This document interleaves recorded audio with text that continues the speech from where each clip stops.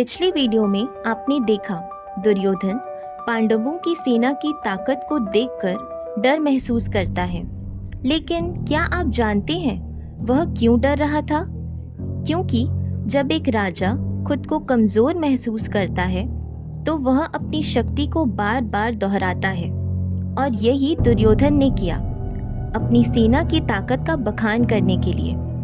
आज हम भगवद गीता के अध्याय 1 के श्लोक 7, 8 और 9 पर चर्चा करेंगे और जानेंगे कि असली शक्ति और नेतृत्व का सच्चा अर्थ क्या है। आइए पहले इन पवित्र श्लोकों को सुनते हैं। अस्माकं तु विशिष्टा ये तान्य बोधद्विजोत्तम नायका मम सैन्यस्य संज्ञार्थं तान् ब्रवीमिते। भवान् भीष्मस्य कर्णस्य कृपस्य समतिञ्जय अश्वत्थामा विकर्णस्य सौमदतिष्ठथैव च। अन्ये च बहवः सूरा मदर्थी त्यक्तजीविता नानाशस्त्रप्रहरणा सर्वे युद्ध विशारदा। दुर्योधन कह रहा है, हे द्विजोत्तम द्रोणाचार्य, अब मेरी सेना में जो महान योद्धा है उन्हें आप भी सुन लीजिए।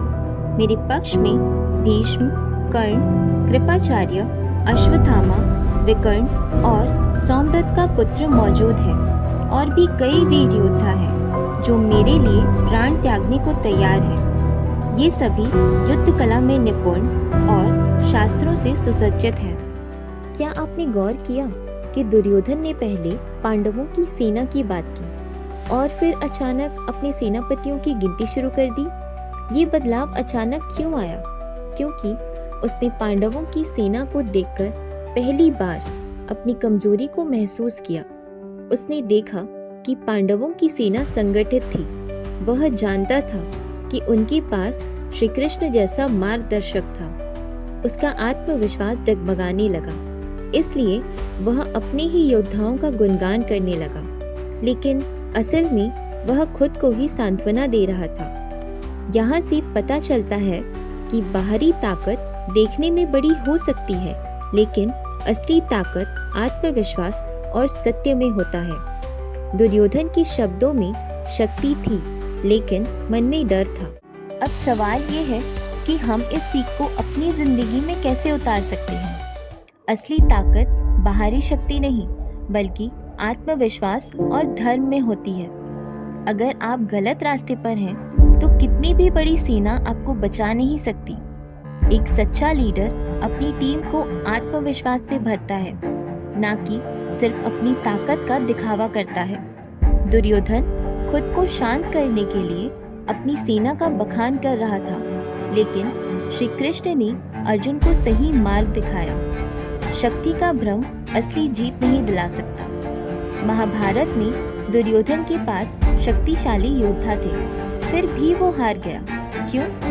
क्योंकि सही उद्देश्य और सही मार्ग शक्ति से ज्यादा महत्वपूर्ण है।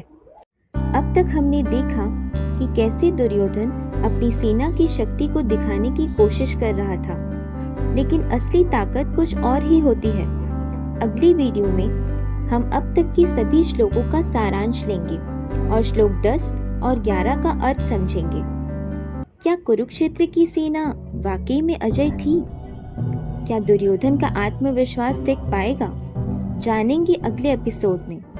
अगर आपको ये सीख पसंद आई तो लाइक करना ना भूलें। याद रखें, बाहरी ताकत मायने नहीं रखती।